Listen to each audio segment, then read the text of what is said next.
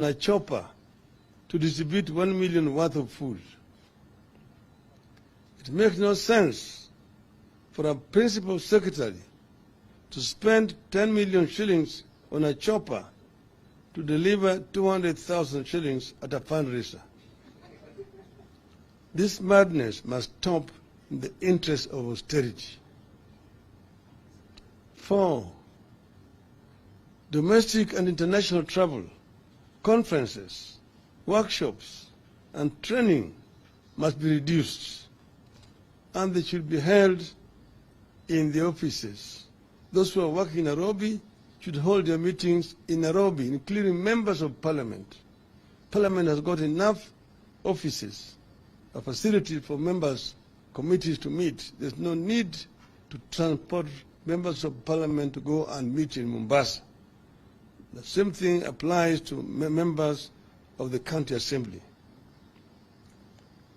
5, freeze ministerial out-of-station allowances, ministerial house allowances, and domestic allowances for cabinet and principal secretaries.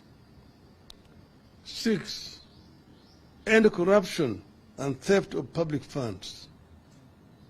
Kenyans can't and won't tighten their belts any further. They have had enough. Their next available course of action is to force Kenya Kwanza to tighten its belt or force it out. End of the statement. Thank you.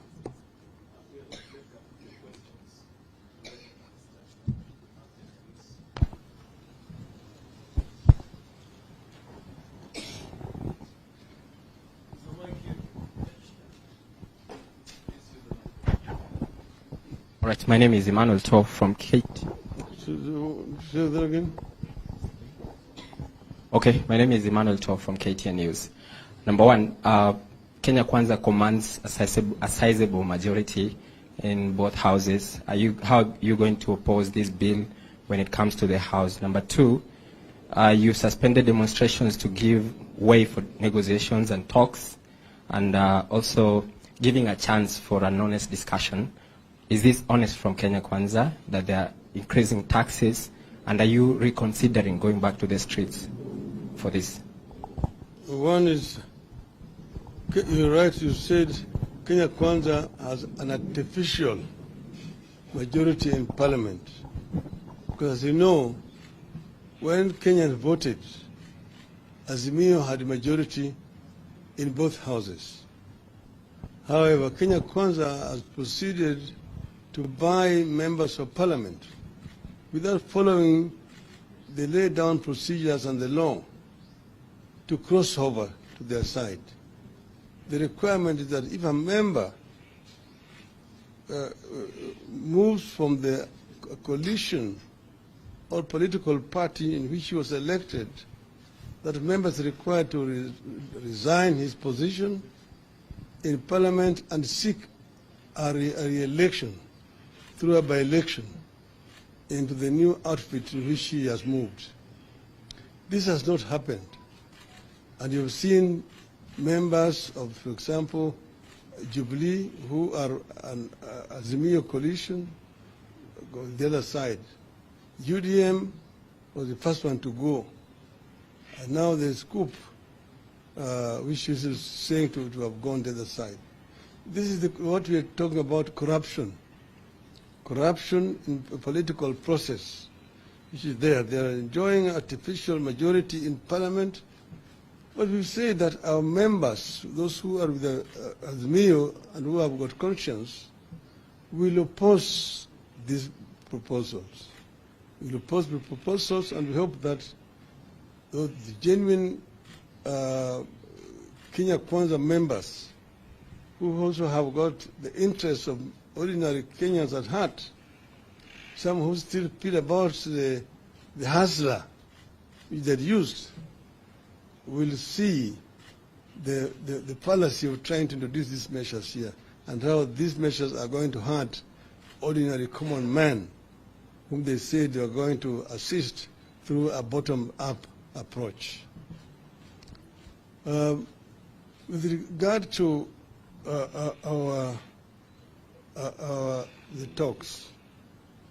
First, we acted in good faith to call off the demonstrations last Thursday because Kenya Kwanza had approached us and said that they were ready now for talks and that they are going to remove Mr. Kainan, whom they had put in as among one of their delegates. But we knew that the real reason why they were doing it is because they were expecting the visitors were coming into town.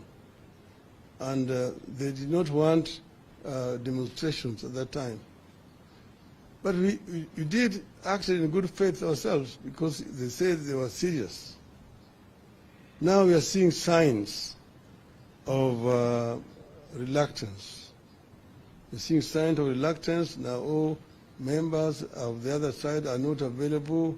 They don't have a quorum to begin the discussions and so on.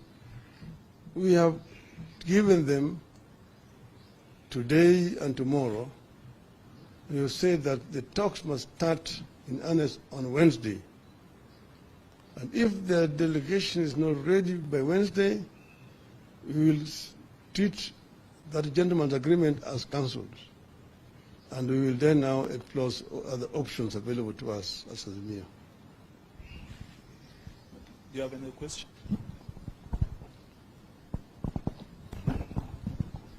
My name is Joel Chacha from K24 TV, and the Kuria Kimani-led Finance Committee has now invited the public for public participation and also submission of memorandum.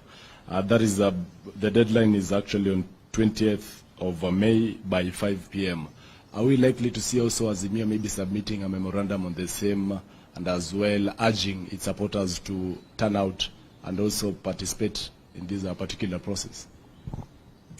This press statement is itself already a notice to our members that we as Azimio are opposed to these proposals. And we are therefore urging all our people, members of the public, to participate and express their views, their opposition to these measures. We are waiting because, you know, there's a workers' organization in this country which will be leading in this process. But we see the workers' movement is completely silent. We saw them on Labor Day talking and not even demanding an increase in salaries for the workers. It seems that the workers' movement has gone to bed with this regime. But we just want Kenyan workers to unite. We will continue to defend the right of Kenyan workers in the absence of an effective trade union movement that represents them. Thank you very much. Shortly, we shall be circulating copies of the statement to you. Thank you for coming.